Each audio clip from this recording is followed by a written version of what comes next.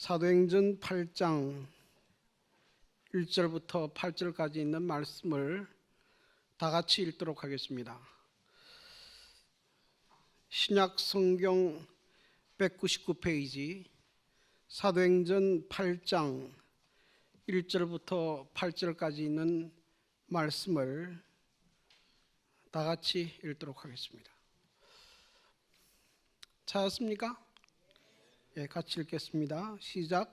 사울은 그가 죽임당함을 마땅히 여기더라. 그날에 예루살렘에 있는 교회에 큰 박해가 있어 사도 외에는 다 유대와 사마리아 모든 땅으로 흩어지니라. 경건한 사람들이 스데반을 장사하고 위하여 크게 울더라. 사울이 교회를 참멸할새 각 집에 들어가 남녀를 끌어다가 옥에 넘기니라. 그 흩어진 사람들이 두루다니며 복음의 말씀을 전할새 빌립이 사마리아 성에 내려가 그리스도를 백성에게 전파하니 무리가 빌립의 말도 듣고 행하는 표적도 보고 한 마음으로 그가 하는 말을 따르더라. 많은 사람에게 붙었던 더러운 귀신들이 크게 소리를 지르며 나가고 또 많은 중풍병자와 못 걷는 사람이 나오니 그 성에 큰 기쁨이 있더라. 아멘. 존경하는 마스크의 성도 여러분, 주님 은혜 가운데 평안하셨습니까? 네. 오늘 귀하고 복된 안식일 첫 시간에 우리 성도님 여러분들과 함께 하나님의 말씀으로 은혜를 나누게 된 것을 매우 기쁘게 생각합니다. 저는 내일 토평교회에서 오후 2시 반에 열릴 영적 각성과 부흥과 연합을 위한 기도회를 주관하기 위해서 이 지역에 오게 됐는데, 특별히 우리 목사님께서 또 이곳에 주말 부흥회로 초청해 주셔서 대단히 감사합니다. 저는 원래 영남 지역에서 30년 넘게 목회를 했기 때문에 이 동서중안이나 또 충청 호남 지역에는 별로 방문할 길이 많지 않았습니다. 제가 연합회 올라오고 지금 이제 순방 중에 있는데 오늘 이 지역에 있는 우리 성도님들 만나 뵙게 돼서 대단히 반갑습니다. 오늘 여러분과 함께 은혜를 나누고자 하는 제목은 그리스도인의 사명입니다. 사람에게는 두 가지 생일이 있다, 그렇게 말합니다. 한 가지는 우리가 다 아는 어머니로부터 생명을 받고 이 땅에 태어난 소위 말하는 생년월일의 생일이 있습니다. 그리고 또 하나의 생일이 있습니다. 그것은 자신의 존재의 목적과 사명을 깨닫는 날입니다. 그런데 이 자신의 존재의 목적과 사명을 깨닫는 이 사건은 하나님과의 만남을 통해서 일어나게 됩니다. 내가 누구인지, 내가 이 땅에 왜 사는지, 하나님께서 나로 하여금 이곳에 살게 하는 존재의 목적과 사명이 무엇인지 하나님과의 만남을 통해서 깨닫게 되고 이 만남을 통해서 영적인 생명을 얻게 됩니다. 이것을 우리가 흔히 말해서 중생 혹은 영적인 생명, 이렇게 말합니다. 여러분, 이 두 가지 생일이 있는데 이 두 가지 생일 가운데 어느 생일이 더 중요합니까? 어느 생명이 더 중요합니까? 많은 분들이 두 가지 다 중요하다, 그렇게 이야기하더라고요. 어머니께로부터 생명을 받는 것 중요합니까? 중요합니다. 어머니께로부터 생명을 받지 않으면 우리가 존재할 수 없죠. 그런데 우리가 어머니께로부터 받은 생명은 길면 80년, 90년이면 끝납니다. 영속되는 것은 아니에요. 그런데 우리가 예수를 믿고 얻은 생명은 언제까지 지속됩니까? 영원히 지속됩니다. 그런 의미에서 보면 첫 번째 생일도 중요하지만은 두 번째 생일이 더 중요하다, 그렇게 말할 수 있습니다. 여기 신물교훈에 있는 말씀이 하나 있는데요. 자, 같이 한번 읽겠습니다. 같이 시작. 각 사람은 영혼 구원 사업을 위하여 그리스도와 협력해서 일해야 한다. 하늘집이 우리를 위하여 준비되어 있음이 확실한 것처럼 이 세상에서 우리가 하나님을 위해 일할 특별한 자리가 정해져 있다는 사실도 확실하다. 하늘집이 우리를 위하여 준비되어 있음이 뭐한 것처럼? 확실한 것처럼 이 세상에서 우리가 하나님을 위해 일할 특별한 자리가 정해져 있다는 사실도 확실하다. 여러분, 이 세상에는 아무런 존재하는 목적이 없이 그냥 존재하는 것은 없습니다. 여러분, 이 교회 안에도요, 이 단상이 있고 마이크가 있고 피아노가 있습니다. 존재할 목적과 사명이 있습니까? 네, 사명이 있어요. 마이크가 존재하는 목적과 사명이 있고, 단상도 목적과 사명이 있고, 피아노도 그렇고, 의자도 그렇고 그렇습니다. 이 세상에 존재할 필요가 없는데 그냥 존재하는 것은 없어요. 다 존재할 목적과 사명이 있습니다. 그런데 하물며 하나님의 형상으로 창조된 사람이 아무런 이유 없이 그냥 태어나서 그냥 살다가 죽도록 창조되었는가? 그것은 아닙니다. 하나님께서 우리로 하여금 이 땅에 태어나게 한 존재의 목적과 사명이 있습니다. 그런데 오늘날 많은 사람들은 그것을 잘 모르고 삽니다. 또 심지어는 교회도 그것을 잃어버릴 때가 있어요. 그래서 하나님께서는 여러 가지 방법을 통해서 우리 자신들로 하여금 우리의 존재의 목적과 사명이 무엇인지를 깨닫게 하십니다. 오늘 우리가 읽은 이 성경 말씀도 우리가 이 말씀을 통해서 그러한 하나님의 역사들을 살펴볼 수가 있습니다. 오늘 성경 말씀을 읽어보면 예루살렘 교회에 일어난 큰 박해에 대해서 기록하고 있습니다. 여기 보니까 사울은 그가 죽임당함을 마땅히 여기더라. 그날에 예루살렘에 있는 교회에 큰 박해가 있어 사도 외에는 다 유대와 사마리아 모든 땅으로 흩어지니라 그랬어요. 예루살렘 교회에 큰 박해가 있었고 이 일로 인해서 모든 교인들이 흩어지게 됐다. 그렇게 기록하고 있습니다. 이 예루살렘 교회에 왜 박해가 있게 됐느냐 하는 것입니다. 먼저 이 일을 우리가 살펴보기 전에 우선 예루살렘 교회가 어떻게 시작됐는지 우리가 한번 생각해 볼 필요가 있습니다. 여러분, 예루살렘 교회는 어떻게 시작됐습니까? 어떻게 시작됐습니까? 예루살렘 교회는 오순절 성령 강림과 더불어 시작했습니다. 오순절에 성령 강림의 역사가 있었고 이 성령의 충만함을 받은 제자들이 성령의 충만한 능력으로 복음을 전파하고 그 기별을 듣고 회개하고 예수를 믿은 사람이 성경에는 몇 명이나 되었다고 했습니까? 3,000명이나 되는 사람이 예수를 믿었다. 이렇게 해서 시작된 교회가 어느 교회입니까? 예루살렘 교회예요. 그러니까 예루살렘 교회는 특징이 있는데 어떤 특징이 있는가 하면 첫 번째는 성령이 충만한 교회입니다. 성령 충만함을 받은 제자들이 성령의 충만한 능력으로 복음을 전하고 성령의 충만한 역사를 통해서 회개하고 예수 믿는 사람들이 3,000명이나 됐기 때문에 이 교회는 성령 충만한 교회예요. 뿐만 아니라 이 교회는 누가 지도하는 교회입니까? 예수님의 제자들이 직접 이 교회를 치료하는 교회들입니다. 3년 동안 예수님과 함께 동락했던 베드로, 안드레, 야고보 이런 제자들이 직접 교회를 치료하고 있었습니다. 그리고 이 교회는 기사와 이적들이 많이 일어났어요. 여러분, 이 기사와 이적이 굉장히 중요한 의미를 가지고 있습니다. 왜 그렇게 그것이 중요합니까? 그것은 지금 이들이 무엇을 전하고 있습니까? 지금 예수님이 십자가에서 죽으셨을 뿐만 아니라 다시 부활하셨음을 전하고 있는 것입니다. 그렇죠? 그런데 그 부활하셨다는 증거가 뭐냐 이 말이에요. 증거가 그것이 뭐냐면은 그 부활하신 주님이 지금 제자들을 통해서 역사에서 뭐가 일어납니까? 예수님께서 행하셨던 많은 이적들이 일어나고 있다는 거죠. 부인할 수 없죠. 초대교회는 이런 이적들이 많이 일어났습니다. 그리고 유무상통하는 교회입니다.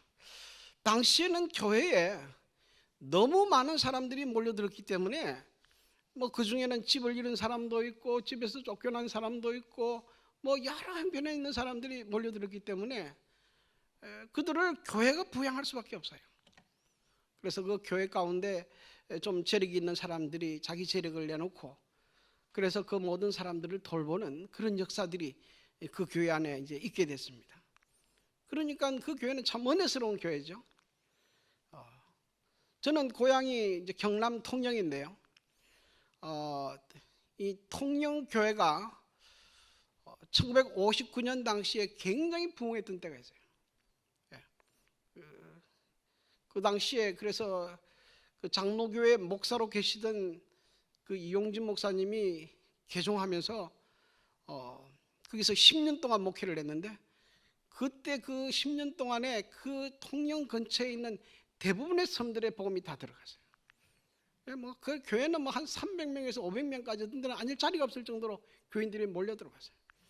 청년들이 수십 명이 왔기 때문에 그 밑에 1층에 있는 그 유년관과 이런 것들을 터서 거기서 그분들이 숙식한 때가 있습니다. 초대교회도 지금 그런 형편이에요. 수천 명의 사람들이 지금 교회로 몰려들고 있습니다. 뿐만 아니라 날마다 모여서 떡을 떼고 찬송하는 교회고요. 주께서 구원 얻는 사람들을 날마다 더하게 하는 교회입니다. 그러니까 이 예루살렘 교회는 성령 충만한 교회고 은혜가 충만한 교회요. 주께서 구원 얻는 사람을 날마다 더하게 하는 부흥하는 교회입니다. 그런데 이런 교회에 왜 박해가 있느냐는 것입니다. 싸우는 교회가 아니에요. 분쟁이 일어난 교회가 아닙니다. 문제가 있는 교회가 아니에요.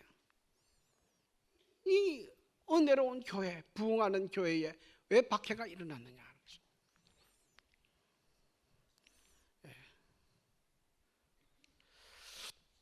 것입니다. 이 사도행전에는 이렇게 기록하고 있습니다. 그곳에서의 말씀의 사역에는 성공이 따랐으므로 제자들은 온 세상에 나가라는 구주의 사명을 생각하지 아니하고 그곳에 너무 오래 머무를 위험이 있었다. 그분의 대표자들이 국외로 흩어져 거기에서 다른 사람들을 위하여 일하도록 하시게 하여 하나님께서는 뭐 하셨다?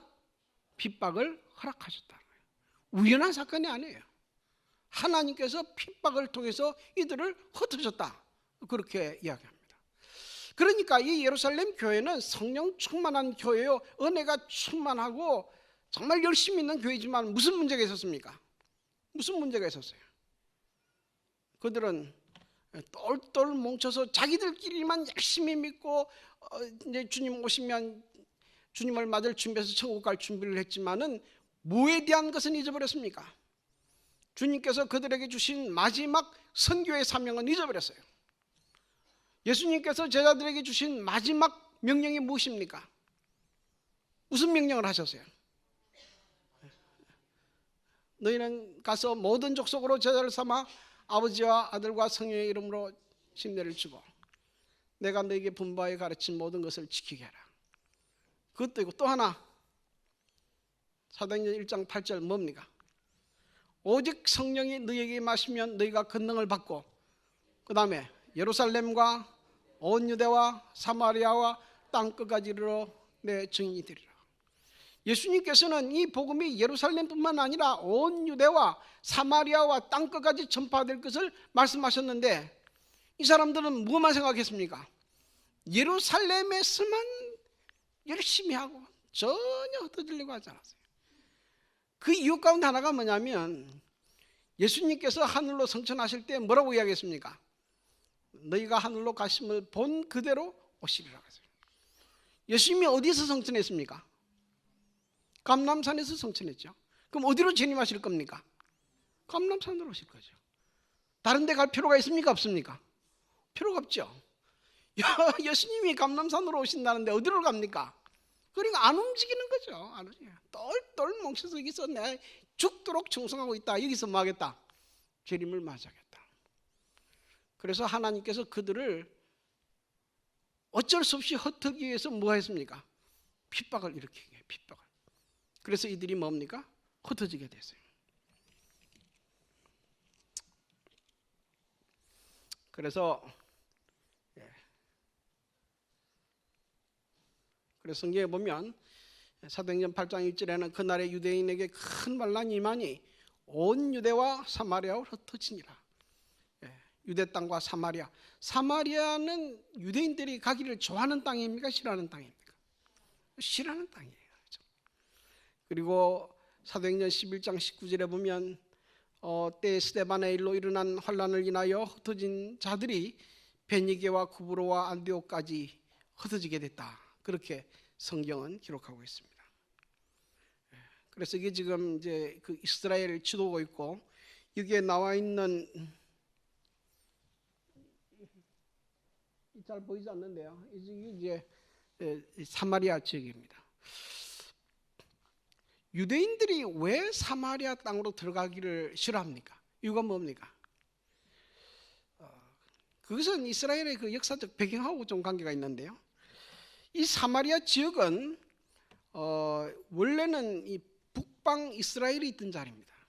북쪽에 이스라엘, 남쪽에는 유다, 이 솔로몬 이후에 나라가 둘로 나뉘지 않습니까? 우리나라처럼 나뉘는데, 이 북쪽의 이스라엘은 기원전 722년에 아시리아라는 나라에 의해서 망하게 돼요. 그런데 아시리아 사람들이 북쪽 이스라엘을 멸망시킬 때 어떻게 했는가 하면, 이 사마리아에 사는, 이 북쪽 이스라엘에 사는 모든 이스라엘 사람들을 대부분 잡아다가 아시리아로 옮겨버렸어요. 그리고 아시리아 사람들이 여기 와서 살았습니다.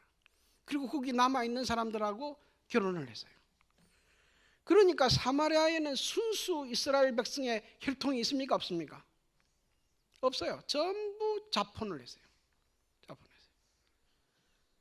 그런데 이 남쪽 유다도 이제 기원전 586년에 이제 누구한테 말합니까? 바벨론에서 멸망하는데, 그래서 이제 바벨론에 잡혀서 70년 동안 포로 생활하고 다시 돌아와서 뭘 건축하려고 합니까? 성전을 건축하려고 하는데 누구도 같이 하려고 해요. 사마리아 사람들이 같이 하려고 하니까 유대인들이 거절했어요. 너희들은 순수 이스라엘 사람이 아니 못한다. 그러니까 누가 괴롭혔어요? 이 사마리아 사람들이 그 성전이 완공될 때까지 계속 괴롭혔어요. 그러니까 이 유대인들의 입장에서 보면 이 사마리아 사람들은 철천지 원수예요. 절대로 보기 싫어요. 그래서 유대인들은 저 위로 이제 북쪽의 갈릴리 지방을 가려면 사마리아로 직통하지 않고 요단강을 건너서 돌아서 갔어요. 유대인들은 거지도 사마리아 사람들이 주는 동전을 안 받아요. 그만큼 싫어요. 그곳 사람 만나는 것도 싫고 그 땅을 밟는 것도 싫어요. 그런데 이제는 핍박이 일어나니까 어디로 들어갑니까? 사마리아도 들어가는 것이. 그리고 여기 보면 베니게와 구브로 그랬는데, 여기 베니게는 지금 지금 터키 지방이죠. 여기 이제 구브로 섬하고 이 소아시아 터키 지방. 실제로 가보면 굉장히 멀어요. 예루살렘에서 굉장히 먼저. 제가 성지순례를 이제 2번을 이제 인솔을 했는데요.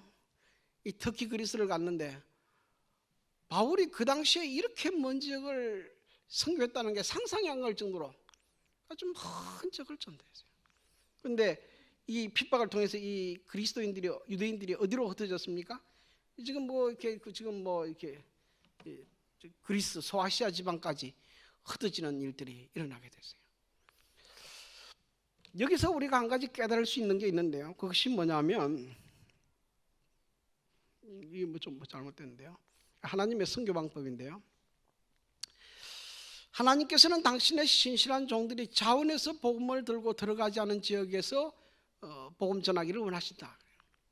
그러나 하나님의 백성들이 자기의 임무를 다하지 않을 때는 하나님께서 뭘 사용하십니까?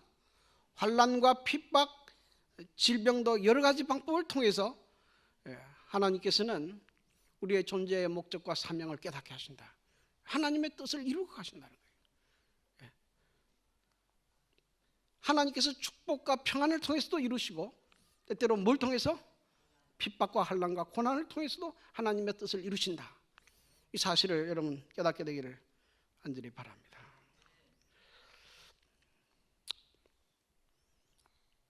여기 3명이 있는데요. 그 중에 오늘 제가 말씀드리려고 하는 분이 이게 아닌데요. 이분에 대해서 좀 말씀을 드리려고 하는데, 이분 누군지 아십니까? 이분은 이제 이름이 양성천이라는 분인데요. 제가 한 8년 전에 경북 지방에 있는 한 이제 예배소를 방문했는데, 그때 제가 그분을 만났어요. 그래서 제가 보니까 이분이 아주 지금처럼 이렇게 양복을 입고 아주 깨끗하게 계신 분이 안식일에 교회를 나와서 이제 인사를 드렸습니다. 그래서 장로님 안녕하십니까? 그렇게 인사를 했어요. 장로님 같지 않습니까? 딱 옷을 입고 이렇게 나이도 60대 초반이고. 그러니 이분이 하는 말이 나는 장로님이 아닙니다. 장로가 아닙니다. 그래요. 그러면 집사님 되십니까? 집사님도 아니라 그래요. 장로님도 아니고 집사님도 아니면 그러면 직분을 뭘 가지고 있습니까? 그분이 저는 선교사입니다. 그래요. 저는 그 당시 평신도가 선교사인 건 처음 봤어요. 그러면서 이분이 자기 간증을 하는 거예요. 이분은 그 서울대 법대를 졸업하고 우리나라의 굴지 회사의 이사로 있던 분이었어요. 근데 이분이 주로 이제 그 바이어들하고 그 필리핀에서 이제 골프를 좋아했는데, 이 골프를 치다가 좀 이렇게 가슴에 통증이 있어가지고 병원에 가보니까는 암 말기이고 당신이 살 수 있는 기간은 1년 미만이라는 이제 시한부 선고를 받게 되죠. 그 당시 이분이 60대 초반인데 너무 충격을 받았어요. 내가 아직 살 날이 창창할 줄 알았는데 이 60대 초반에 나한테 남은 시간이 얼마밖에 없어요? 1년밖에 없다. 이 말을 듣고 너무 충격을 받았어요. 그래서 이분이 생각을 했습니다. 이 남은 시간을 내가 뭘 하면서 내 인생을 정리할까 생각을 하다가, 이분이 교인은 아니었지만은 꼭 한번 내가 성경을 공부하고 싶다는 생각을 가지고 있었어요, 평소에. 그래서 내가 죽을 때 죽더라도 성경을 공부해보고 죽어야 되겠다. 그렇게 하고 친구한테 물었어요. 혹시 당신이 아는 그 가운데 제일 성경을 잘 가르치는 신학교를 있으면 소개해달라 그랬어요. 그래서 그분이, 그 소개받은 분이 소개한 학교가 어딘가 하면 필리핀에 있는 아야스, 우리 재림교회 신학대학원을 소개했어요. 이분은 재림교회도 뭐도 모르고 이분이 이 재림교회 신학대학원을 이제 입학을 했어요. 그죠? 2003년에 입학을 했어요. 이분이 거기 들어와서 성경 공부를 하고 거기서 우리 진리를 깨닫고 2004년에 송경호 목사님한테 침례를 받았어요. 그런데 놀라운 일이 벌어진 게 1년만 살고 죽는다 그랬는데 이분이 안 죽었어요. 이분이 교회 들어와서 기분이 좋아서 그런지 건강식을 해서 그런지 이분이 거기서 건강해가지고 졸업을 해버렸어요. 3년 과정이거든요. 졸업을 했는데 다른 사람들은 다 갈 곳이 있잖아요. 근데 이 사람은 사업하다가 그냥 평신도가 학교를 졸업했으니 갈 곳이 없어요. 그래서 그 아야스 안에 있는 기도원에서 가가지고 기도처에 가서 매일 기도했어요. 하나님, 제가 이제 졸업을 했는데 제가 갈 곳이 없습니다. 하나님, 제가 옛날처럼 그렇게 살기는 싫습니다. 이제 내가 어떻게 하면 하나님께서 원하시는 대로 살 수 있겠습니까? 기도했어요. 근데 그 기도하고 있는 동안에 아프리카에서 온 한 사람이 노래를 부르고 지나가는데 그 노래가 가슴에 확 박히더라 그래요. 그러면서 생각이, 내가 아프리카로 가야 되겠다. 아프리카 콩고로 이분이 그래서 졸업을 하고 아무한테도 안 알리고 자기 돈을 가지고 아프리카 콩고로 날아갔어요. 거기서도 또 아주 원시인들이 사는 피그미족 쪽으로 들어갔어요. 들어가 보니까는 사람들이 거의 반은 벌거벗고 살고 식사는 하루에 한 끼밖에 못 먹고 있고 학교도 없고 병원도 없고 아무것도 없어요. 그래 이분이 자기 자비를 가지고 그 사람들의 빵을 사서 주고 옷을 구해다가 입히고 약품을 구해다가 약을 발라주고 이분이 성경을 가르치기 시작했어요. 안식일에 성경을 가르치고 그렇게 하니까 한 1년 정도 지났는데 뭐 사람들이 자꾸 모여들기 시작해요. 나중에는 이게 뭐 수천 명이 모여들었어요. 근데 이렇게 시간이 지나면서 이 소식이 전해지게 되고 이거를 대총에서 알게 됐어요. 그래서 대총에서 콩고 연합회로 연락이 왔어요. 지금 너희들이 원시인 사는 그 피그미족의 재림교인들이 막 생겨난다는데 누가 그렇게 하는지 가서 알아보고 오라 그러죠. 들어가 보니까 이 사람이 있는 거예요. 이 사람이. 그래서 콩구연합회에서 이분한테 선교사라는 직함을 주고 일을 시키기 시작했어요. 이분이 한국연합회에 들어와가지고 자기의 신앙 간증을 했어요. 근데 그 신앙 간증을 하고 너무 감동을 받은 한 사람이 있었는데, 누가 하면 당시에 미디어 센터에 있던 정효수 목사가 듣고 너무 감동을 받아가지고, 아이고 나 이제 미디어 센터 이거 때려치우고 나 선교사로 가겠습니다. 그래서 최초의 아프리카로 가는 PMM 선교사가 거기서 나오게 돼요. 지금은 한 3명 정도 이렇게 돼요. 그래서 여러분, 한국연합회는요, 원래는 이 북아티지 안에서만 일하지 외부로 나가지 않아요. 근데 이분 덕분에 처음으로 우리가 아프리카 선교를 시작하게 됐어요. 지금 아프리카의 선교의 상당한 발판을 이분이 이루었습니다. 그리고 이분이 이제 2015년에 이분이 돌아가셨어요. 75세를 여기로 돌아가셨는데, 그분이 그 살아계실 때에, 그 아프리카에 봉사하시고 하실 때에 자주 그런 말을 했다 그래요. 나는 너무 행복하다. 여러분, 하나님의 뜻대로 살게 되면 비로소 행복합니다. 돈이 많아서 행복한 게 아니고요. 여러분, 우리가 하나님을 알고 하나님의 뜻대로 사용되고 있다는 그 사실을 깨닫게 될 때 내 삶이 행복한 거예요. 행복하고. 그래서 이분은 그렇게 사시다가 주 안에서 잠들게 됐습니다. 이분은 어떻게 해서 자기의 존재의 목적과 사명을 깨닫게 됐습니까? 병을 통해서 깨닫게 된 거죠. 제가 얼마 전에 이 PMM을 지금 이제 우리 주민호 목사님과 같이 이제 책임 맡고 있는데요. 거기에서 이 리더십 강의라는 게 있어요. 리더를 어떻게 이제 하는가 하는 강의가 있는데, 거기 한 강사가 나와서 이런 설명을 하더라고요. 내 인생에 있어서 가장 행복했던 때와 불행했던 때를 생각해가지고, 행복했던 때는 노란색 포스트잇을 붙이고, 파란색, 아주 불행했던 때는 파란색 포스트잇을 붙이라 그랬어요.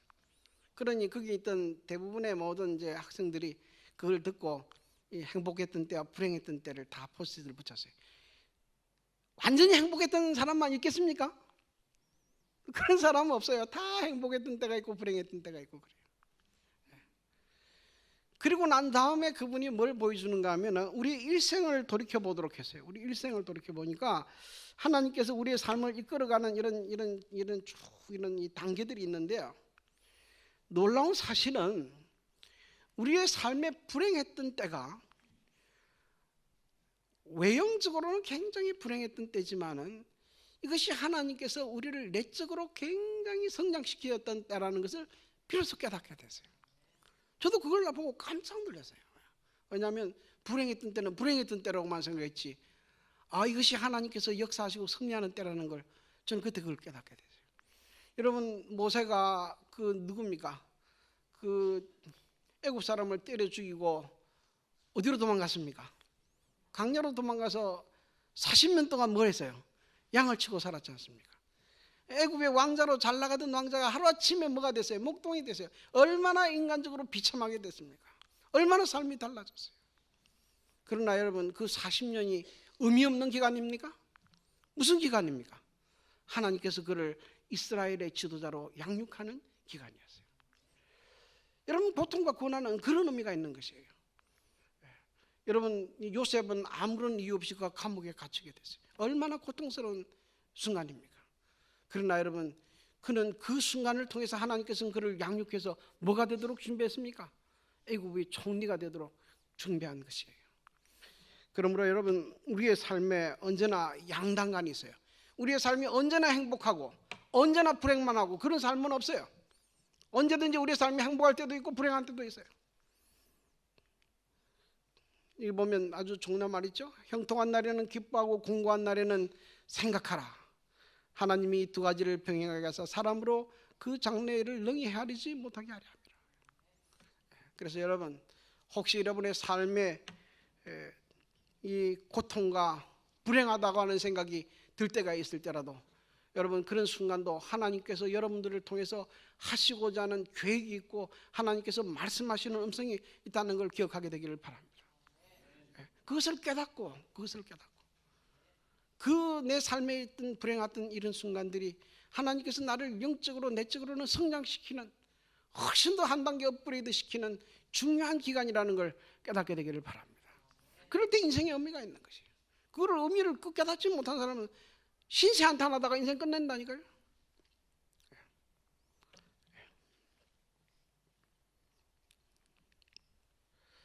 자, 그 다음에 사마리아의 첫 선교사 빌립에 관한 이야기가 나옵니다. 빌립이 사마리아 성에 내려가 그리스도를 백성에게 전파하니 그랬어요. 예수님께서도 이제 사마리아에 들어가서 그 사마리아 우물가의 여인에게 복음을 전한 일이 있지만은, 그러나 그 이후에 처음으로 사마리아 지역에 복음을 전파하고 교회를 설립한 사람은 누군가 하면 빌립입니다. 빌립이에요. 근데 빌립의 직분이 뭡니까? 직분이 뭐예요? 집사. 여기 집사님 한 손 들어보세요. 집사님. 집사님 몇 분 안 됩니까? 집사님. 집사님 하시는 일이 주로 뭐예요? 집사님 주로 뭐 하십니까? 주로 뭐 구제하고 봉사하고, 그죠? 방문하고 청소하고 식사당번하고 뭐 그렇게 하죠. 성경 가르치고 전도하는 거 누가 하는 일입니까? 성경 가르치고 전도하는 일 누가 하는 일이에요? 누가 합니까? 우리 장로님은 너무 똑똑하셔가지고. 예. 여러분, 성경에 보면, 사도행전 6장에 보면 말씀을 가르치고 하는 이런 것들은 주로 누굽니까? 장로들이 하게 되세요. 장로들, 목사님들이 가지고 있는 권위예요. 그러니까 이 스데반도, 빌립도 예루살렘 교회에 있었으면 뭐 했을 겁니까? 구제하고 봉사했을 거예요. 그런데 제가 여기 하나 빠져먹은 게 하나 있는데, 여기 지금 이제 이 성경절이 굉장히 중요한 성경절이에요. 자, 이게 보면 보십시오. 6장 4절에 보니까 8장 4절에 그 흩어진 사람들이 두루 다니며 뭘 전할세? 복음의 말씀을 전할세. 이게 굉장히 중요한 말이에요. 자, 그들이 흩어질 때는 어떻게 흩어지게 됐습니까? 그들이 자기가 원해서 흩어진 거 아니에요. 자기가 예루살렘에서 뭐 가고 싶어서 저 사마리아로 가고 저 어디 뭐 베니게로 가고 뭐 서아시아 간 거 아니에요. 핍박이 일어나니까, 예루살렘에 있으면 죽으니까 재산 다 몰수당하고 뭐 다 감옥에 들어가고 그렇게 하니까 어쩔 수 없이 흩어지게 된 거예요. 근데 흩어진 걸로 끝나는 게 아니고, 이들이 흩어진 다음에 이제 나그네가 돼서 사는데, 나그네가 돼서 살면서 생각을 했어요. 왜 우리가 지금 이 고향을 떠나서 이렇게 나그네가 돼서 이렇게 낯선 나라에 이렇게 와서 살게 됐을까? 왜 이렇게 살까? 뭐 때문에 이런 일이 일어났을까? 생각을 했어요. 근데 그 생각하는 가운데 뭘 깨닫게 됐습니까? 뭘 깨닫게 됐어요? 예수님께서 그들에게 주신 마지막 사명을 깨닫게 됐어요. 아, 하나님께서 이 복음을 예루살렘뿐만 아니라 온 유대와 사마리아와 땅끝까지 전하라고 하셨는데 우리가 그걸 잊어버리고 있었구나. 우리가 그것을 하지 않고 있었구나. 그래서 그들이 그것을 깨닫고 난 다음에 그 흩어진 사람들이 두루다니며 뭘 전하고 시작했습니까? 복음의 말씀을 전하기 시작했다는 거죠. 그러니까 핍박과 환란이 일어나는 게 중요한 거 아니고, 그것이 일어났을 때 왜 일어났는지 생각하는 게 중요하고, 그것을 통해서 하나님의 뜻이 무엇인지를 분별하는 것이 더 중요하다 이 말이에요. 그렇지 않습니까? 그러니까 이렇게 이제 그들이 이곳에서 하나님께서 주시는 사명을 따라 살게 됐죠. 자, 그래서 지금 이 빌립도 이 사마리아에 들어와서 뭘 깨닫게 됩니까? 아, 하나님께서 나로 하여금 이 사마리아에 들어오게 하신 것이 뭐 하겠구나. 그저 구제하고 봉사만 하게 있는 것이 아니라 하나님께서 나로 하여금 뭐 하게 하도록 복음을 전하는 귀한 사명을, 선교사의 사명을 주셨구나 깨닫게 됐어요. 그죠? 그러니 뭐 하기 시작했습니까? 복음을 전하기 시작한 거예요. 복음을 전하기 시작한 거예요. 그래서 이 빌립이 하나님의 나라와 및 예수 그리스도의 이름에 관하여 전도할 때 저희가 믿고 남녀가 다 침례를 받았다. 큰 이제 용군 사업이 일어나게 된 것을 볼 수 있습니다. 자, 이거 한번 같이 읽읍시다. 시작.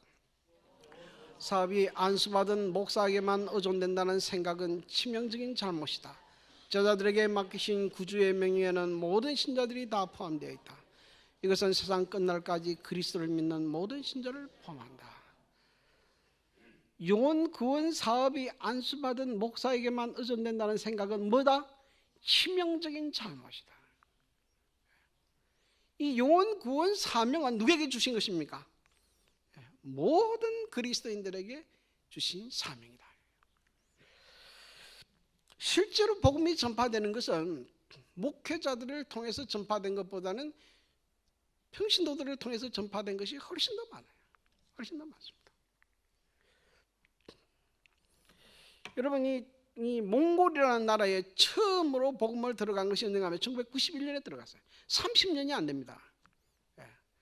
그런데 이 땅에 최초로 복음을 전한 사람은 대충해서 보낸 선교사도 아니고 한 평신도가 들어가서 시작했어요.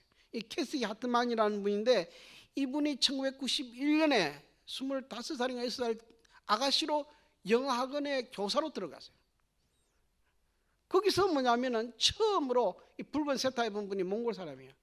이 몽골 이 사람을 전도해 가지고 집내주기 시작했어요. 그러면서 몽골 선교 사업이 시작되는 거예요. 그래서 지금 현재 지금 30년도 안 됐지만 지금 현재는 2,700명의 교인과 지금 20명이 넘는 지금 목사님들이 거기서 봉사하고 있어요. 그곳에는 지금 초등학교도 있고 아들아 본부도 있고 이런 것들이 지금 이제 왕성하게 활동하고 있습니다. 이 캐시 하티만은 이번에 IMC에 왔지요. IMC에 왔어요. 지금도 이분은 그 몽골에 살아요. 몽골에 살아요. 한 사람에게 전도한 거 얼마나 적은 숫자예요, 그죠? 그러나 여러분 그 결과는 얼마나 엄청납니까? 예. 한국연합회 안에요, 이 전도를 잘하는 분들이 참 많이 있지만은 그 중에 대표적인 한 분이 건규영이라는 분입니다. 지금 우리가 이제 평신도 목사라 부르죠. 레이 패스터를 이렇게 하는데요. 이분은 1990년에 청학교의 집사였다 그랬어요. 이분이 이제 제가 그분이 간증하는 걸 이제 메모해 가지고 적은 건데요. 근데 이분이 어떻게 이 복음을 전하는 사람이 되게 됐는가? 그 자기 간증을 이렇게 해요. 1990년 청학교의 집사일 때 이분이 하루는 자기의 친한 그 그레츠의 한 사람을 만난 사람을 통해 가지고 이 구두자를 만들었어요. 그래서 이분을 데리고 청학교회를 들어왔습니다. 그래서 목사님에게 요청을 했어요. 목사님, 이분이 지금 성경을 좀 배우기를 원하는데 목사님 성경을 좀 가르쳐 주십시오. 그런데 그때 청학교회 목사님이 누구였는지는 제가 알 수가 없지만은 그때 그 청학교회 목사님이 이렇게 답변했어요. 집사님, 제가 너무 바쁘기 때문에 가르칠 시간이 없습니다. 그러니 집사님이 좀 가르쳐 주시면 고맙겠습니다. 구두자를 데리고 왔는데 목사님이 누구에게 가르치라 그래요?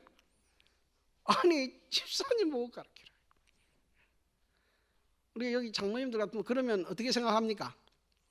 아니, 저 목사를 바꾸든지 해야지. 그런 생각이 듭니까? 네. 그러니까 이 집사님이 돌아가서 고민하기 시작했어요.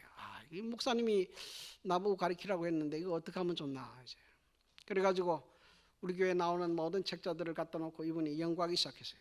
연구해가지고 구두자 성경 교환을 만들기 시작했어요. 이분은 말하기를 내가 성경을 가르치면 이분이 예수 안 믿을 거라고 생각이 들었대요. 그런데 이분이 자기가 교환을 만들어가지고 그 구두자를 놓고 자기가 성경을 가르치는데 이분이 회심하는 역사가 일어났어요. 성경을 공부하는데 성령이 역사하고 이분이 회심하고 예수를 개인의 구주로 영접하고 침례받기로 결심했어요. 그리고 난 다음에 이분이 아주 놀라운 충격을 받았어요. 영혼 구원 사명이 누구에게도 있구나? 나에게도 있구나. 목사에게만 있는 것이 아니구나 깨닫게 됐어요. 그리고 난 다음에 하나님 앞에 성기도를 드렸다 그랬어요. 하나님, 이제 내 시간의 절반을 하나님께 드리겠습니다. 이분은 직업이 공인회계사예요. 되게 바쁜 사람이에요. 노는 사람이 아니에요. 예? 놀아갈 시간이 남는 사람이 아니고 아파트 앞에서 공인회계사 큰 그 사무실을 차려놓고 일을 하시는 분이에요. 그리고 이번 아침 8시 출근해서 12시까지 일을 하고 12시 딱 끝나고 나면 밥 먹고 가방을 들고 방문하기 시작하는데 이 보십시오. 2001년부터 2004년까지 몇 명을 침례줬어요? 120명을 침례주고 밀락교회를 세웠어요. 예? 그 끝나고 난 다음에 어디로 갔습니까? 분당으로 갔어요. 분당은 어떤 소문이 돕니까? 예? 분당에 사는 사람은 천당 밑에 분당이 있다 이렇게 이야기한다 그래요. 그만큼 교만하고 예수 안 믿고 이런 사람들이에요. 거기 들어갔습니다. 네, 들어가서 이분이 이것을 11년 동안 거기에서 전도를 해서 몇 명 침례줬습니까? 124명을 침례주고 거기에 교회를 설립했어요. 지금 여기도 좀 새로운 목사님이 들어가 있어요. 이분이 건립한 이 교회당입니다. 100평짜리 상가 건물을 이렇게 사가지고 교회를 꾸몄어요. 이게 이제 그분이 훈련시켜가지고 1명 이상 영혼을 데려온 사람들한테 학사모를 씌우고 꽃다발을 들었어요. 이제 내일 보니까 이 월요일부터 전도회 하는데 여러분도 많이 데려와가지고 목사님도 저렇게 하나 해주시면 좋을 것 같아요. 그러면 뭐 많이 아마 데려올 것 같아요. 예.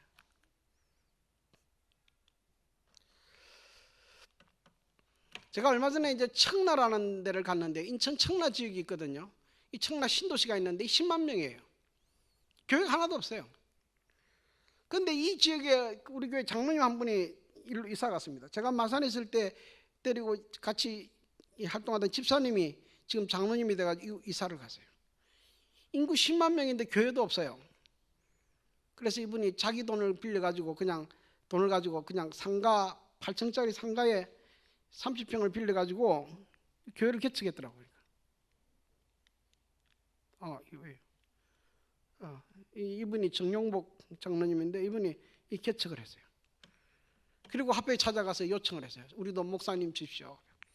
그래서 이제 목사를 받아가지고 이 개척을 했는데 이거는 이웃집 있는 사람들, 다른 사람들 초청해서 했던 것이고 실제로 제가 이거 방문해 보니까 교인이 20명도 안 돼요. 이 개척교회 참 어렵습니다. 아주 어려워. 우리 여기 봉사하던 김정우 목사도 아주 고생 많이 했어요. 제가 이곳에 한번 방문하고 이분들이 교회를 우리도 교회를 지어야 되겠습니다. 그런 이야기를 하는데 인천의 이 청라에 이 땅값 비싼데 이 사람들이 어떻게 교회를 지을까? 이거 참 가능한 일인가 생각했거든요. 보십시오. 2015년에 개척했거든요. 2018년에 이곳에다가 340평을 사가지고 지었어요. 이 정용복 장로는 이 건축하는데 얼마를 들었는가 하면 20억을 헌금했어요. 20억. 근데 솔직히 이분은 제가 마산 있을 때 전체 재산이 2억도 안 됐어요. 왜냐하면 이분은 이삿짐을 했을 때 1톤 트럭으로 이삿짐 했는 거 내가 날라줬거든. 근데 이분의 특징은 뭐냐면은 하나님 말씀을 전적으로 신뢰하고요. 하나님께서 재물을 주셔도 전적으로 그것을 하나님을 사버렸어요. 여러분 한국연합회에서 20억을 그렇게 헌금할 수 있는 사람이 많지 않아요. 돈 있는 사람은 그렇게 합니까? 돈 있는 사람은 더 헌금 못해요. 절대로 헌금 못해요. 그러나 하나님께서 이분은 고등학교 졸업했고 이분은 원래 직업은 이 배절단하는 기술을 가진 사람인데 하나님께서 어떻게 이 사람한테 돈을 주실까? 보니까 이 사람은 이런 믿음이 있는 거예요. 헌신의 은사가 있어요. 하나님의 사업을 해서 자신의 것을 조금 아끼지 않고 헌신하는 헌신의 은사가 있어요. 하나님께서 여기에 재물 얻을 능을 주셨어요. 지금은 내가 이 사람 집에 가서 잤는데 부인도 벤처 타고 다니고 자기도 벤처 타고 다니고 아파트는 50평짜리 아파트 살고 그러더라고요. 참 벌기도 돈 많이 벌었어요. 난 돈 하나도 못 벌었는데. 그래. 그러니까 뭐 돈 버는 은사가 다 하나님이 주셔야 되는 거지 내가 갖고 싶다고 되는 것은 아니에요. 제가 지금 말하려고 하는 게 그것이 아니고요. 듣고 가서 돈 벌었다 이 생각만 하지 말고 지금 제가 말하려고 하는 것은 이 복음이 들어가지 않은 지역에 이분이 뭘 생각했습니까? 교회를 지어야 되겠다는 거예요. 왜 이렇게 사람들이 많이 살고 있고 이런 지역에 왜 교육 없이 이렇게 내버려 뒀느냐는 거예요. 이 서중환 합회가 한 거 아니에요. 서중환 합회는 개척하려고 하도 안 했어요. 돈 없다 그러고 뭐 안 하려고 그랬지. 그러니까 쳐들어가가지고 막 내놓으라고 해가지고 조금 했죠. 조금. 아니 그러면 내가 화날 것이고 조금 많이 했긴 했지만은 이분이 한 것보다는 적겠어요. 하나님의 사업이라고 하는 것이 합회하고 뭐 목사님들하고 그렇게 하는 거 아니에요. 헌신한 성도들이 하나님께서 주신 사명감을 가지고 일할 때 일이 되는 것이에요. 사람 보고 일을 하면 아무것도 못합니다. 사람 보고 일을 못해요. 하나님께서 내게 주신 사명감, 그것으로 일하게 되기를 바랍니다. 얼마나 좋은지. 그러면서 이 복음이 땅끝까지 확산되는 것이에요. 자, 그럼 목회자의 역할이 뭐냐? 전도는 뭐 교인들이 다 해버리고 목사님 뭐 하냐? 목사님은 뭐하러 있는가 하면 보십시오. 귀중한 달란트를 활용할 줄 아는 수많은 일꾼들을 양성하는 교육이 필요하다. 목회자 역할이 뭐라고요? 수많은 일꾼들을 양성하는 것이 누가 할 일입니까? 목회자들이 할 일이에요. 여러분, 이 교회가 만약 그렇게 되지 않으면요, 교회가 이상하게 됩니다. 그럼 목사님이 죽으라고 설교하고 막 그냥 원맨쇼 하죠. 교인들은 맨날 앉아 이러고 앉아갖고 설교를 잘하나 못하나 이렇게 평가만 하게 돼 있어요. 예? 여러분, 이 교회는 그렇게 예배 보러 오는 데가 아니에요. 여기는 뭐 하는 장소입니까? 훈련 받으러 오는 것이 훈련 받아요. 내가 나가서 복음을 전해야 되는데 내가 모르니까 배우고 훈련해서 나가서 뭡니까? 내가 전하는 거예요. 내가 전하고. 이 훈련 장소가 돼야 되는데 교인들은 그냥 전부 일중 쉬어하고 목사님만 죽으라고 피터지게 그냥 뭐 설교를 어떻게 하면 더 잘 들을까? 아이고 뭐 설교라고 하는 거는요, 듣고 실천하라고 하는 거지 기만 즐겁게 하게 있는 거 아니에요. 그렇게 하면 목회자들이 천없는 일을 해도 설교 은혜 못 줘요. 그러니까 바뀌어야 돼요. 모든 일꾼들은 유해성 있는 유능한 일꾼이 되어야 한다. 그리하면 예수님 안에 있는 진리를 원대하고 폭넓게 전파할 수 있게 된다. 예. 자, 지금 저는 이제 은퇴가 얼마 남지 않았어요. 그래서 저는 이제 우리 후배 목사님들 중에서 어떤 훌륭한 목사님이 나와서 이 교회를 이끌어갈까, 이거 주야로 제가 고민하고 그 문제로 기도하는 문제 가운데 하는데, 이 교회가 지금 이제 별로 부흥하지 않는 그런 측면이 있지만은 그러나 훌륭한 목사님들이 곳곳에 산재되어 있어요. 그 중에 하나 우리 김명희 목사님도 아주 훌륭한 것 같아요. 김민영 목사님이죠. 그렇게 생각하십니까? 안 하십니까? 크게 하십시오. 근데 이제 제가 이렇게 쭉 찾다 보니까 좀 별난 목사들이 하나씩 나와요. 그 중에 하나가 이 충청 강남 하늘교회 유대균 목사인데, 이분은 50명 있는 교회를 3년 만에 150명으로 만들어 버렸어요. 이런 일은 별로 드물지 않습니까? 그래서 저는 또 성격이라는 게 또 사실을 사실대로 말해야 되기 때문에 직접 방문을 했어요. 거짓말을 하면 안 되잖아요. 이 부풀리기를 잘하거든요, 이 사람들이. 그러니까 부풀렸는가 안 부풀렸는가. 내가 보니 조금 부풀린 것 같아요. 그러니까 가보니까는 내가 갔을 때는 한 120명, 30명 되는 것 같아요. 그 뭐 결석생도 있고 하니까 150명이라 해도 뭐 가히 틀린 말은 아니에요. 근데 이 교회가 가지고 있는 독특성이 하나 있어요. 다 이게 뭐 다 틀리지만 이건 어떻게 했는가 하면, 이 사람은 거기 나오는 모든 교인들로 하여금 은사별로 다 일하도록 시키는 거예요. 다 일하도록 시키는 거예요. 그러니까 거기에 목사님한테 걸려들면 일 안 하고는 못 베기는 거예요. 오면 딱 이 시켜요. 딱 와가지고 한 번 몇 번 이야기해보면, 아, 이 사람은 무슨 일을 시켜야 되겠다. 딱 머리 떠오른다 그래요. 딱 시켜. 그래서 거기도 화요일, 금요일, 안식일 모든 인터넷 방송을 찍어서 이렇게 유튜브에 올리거든요. 그 누가 하느냐면 70세가 된 장로님이에요. 여기도 장로님이 아마 뒤에서 지금 이 방송하시는데요. 또 거기 보니까 어떤 분이 이 정원을 잘 만드는 분이 한 분 교회에 나왔어요. 아, 이분한테는 정원 관리 담당 뭐 이렇게 또 책임자를 맡겨가지고 그분한테 일을 시키겠다고 그 교회를 또 정원을 만들었더라고. 없는 정원을 만들고. 또 보니까는 뭐 이렇게 뭐 일본의 무슨 자동차 뭐 이렇게 모델 디자인하는 사람이 교회를 나왔는데, 이분은 그냥 한 달에 한 번씩 나올까 말까 하는 사람인데, 그분 나오니까, 아, 당신 리모델링 담당 책임자. 그래가지고 교회 리모델링을 이분이 또 전담하게 해버렸어요. 이 사람 또 일 시키려고 또 교회 리모델링을 해버렸어요. 재밌잖아요. 그래가지고 이 사람을 또 팀을 만들어가지고 전국에 있는 교회 리모델링을 다 자문하고 돌아다녀요. 그러니 그 사람도 신이 나잖아요. 할 일이 있으니까. 뭐 다 이렇게 할 필요는 없고요. 하나님께서 주신 은사대로 어쨌든 뭐 해야 됩니까? 교인들을 훈련시켜야 돼요. 교인들을 훈련시켜야 됩니다. 그래서 저는 목회자들을 거의 교관급으로 만들어야 돼요. 교관급이 돼요. 그렇지 않으면 여기 교인들이 목회자만 괴롭혀요. 이게 왜냐하면 자기들이 할 일이 없거든요. 그렇지 않습니까? 근데 교인들이 정신없이 바빠야 돼요. 정신없이 바빠야 돼요. 그러면 목회자 안 괴롭혀요. 왜냐하면 바빠 죽겠는데 힘이 없어 못해요. 목회하는 방법이에요. 그러니까 뭐 너무 비맞추려고 할 필요 없어요. 훈련을 시켜요. 훈련. 그건 제 목회 철학이에요. 이게 지금 이 춘천 강남 하늘교회. 춘천 강남 하늘교회는 마석교회보다도 훨씬 적어요. 또 2개만한 것 조그만하더라고 가보니까. 조그만해요. 그래도 지금 이분은 이런 활동을 해가지고 지금 중국적으로 유명해졌죠. 저는 이 유대근 목사를 보면서 기특한 생각이 많이 들더라고요. 하나님께서 어디서 이런 사람을 또 구해냈을까? 예. 한국 교회에 이런 목사들이 필요합니까? 안 필요합니까? 필요해요. 필요해요. 하나님께서 주시는 창의적인 지혜를 가지고 하나님의 교회를 무에서 유로 일으키는 그런 사람들이 필요해요.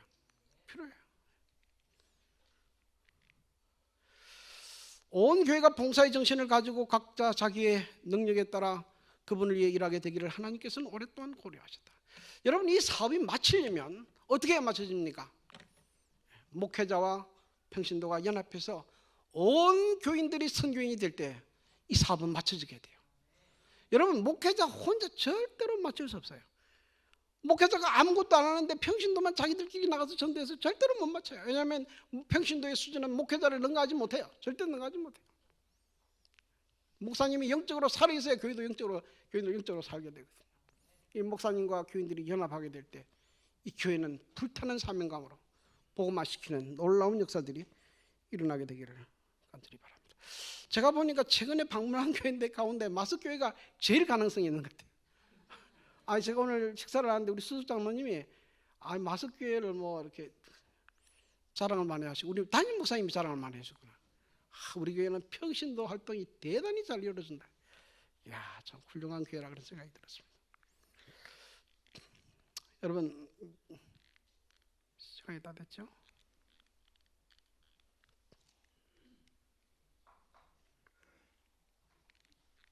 네. 미국인과 한국인들이 가장 존경하는 직업 1위가 누굽니까? 소방관이에요. 왜 소방관을 존경합니까? 한국 사람들이 소방관을 제일 존경합니까? 그런 것 같지는 않은 것 같아요. 미국인들은 제일 존경한다 그래요. 이게 사실 같아요. 왜 그런지 아십니까? 이 한 장의 사진을 보면 이 답이 나옵니다. 이 사진은 어떤 사진인가 하면 2001년 9.11 테러 때에 쌍둥이 빌딩이 충격을 받아서 폭파될 당시에 찍은 사진이에요. 여러분, 이때 많은 사람이 지금 코에 이걸 맞고 이렇게 내려가는데 한 사람은 올라옵니다. 누가 올라옵니까? 소방관이. 왜 올라갑니까? 왜 올라갑니까? 지금 올라가면 죽게 됩니까? 안 되게 됩니까? 지금 빌딩이 이미 그냥 비행기 충돌해서 이미 폭파되고 무너져 내리고 있는 중이에요. 근데 왜 올라갑니까? 소방관의 사명이기 때문에. 사람들을 구조하는 것이 자기의 사명이니까. 내가 죽더라도 올라가는 거예요. 올라가. 여러분, 이 당시 한 4,000명이 죽었는데요. 소방관이 몇 명 죽었는지 아십니까? 소방관이 거의 한 300명 가까운 사람이 소방관이 죽었어요. 그래서 그 백성들이 그렇게 존경하는 거예요. 여러분, 소방관들도 뭐가 있습니까? 사명감이 있는 거예요. 여러분, 불 꺼서 불에 타 죽는 사람을 구원하는 소방관도 그렇게 사명감이 있는데 영원한 멸망을 향해 달려가는 사람들을 구원해야 될 그리스도인들의 사명감이 소방관의 사명감만 못해서 되겠느냐 이 말이에요. 그러므로 여러분, 하나님께서 여러분에게 주신 사명감을 가지고 일하게 되기를 간절히 바랍니다.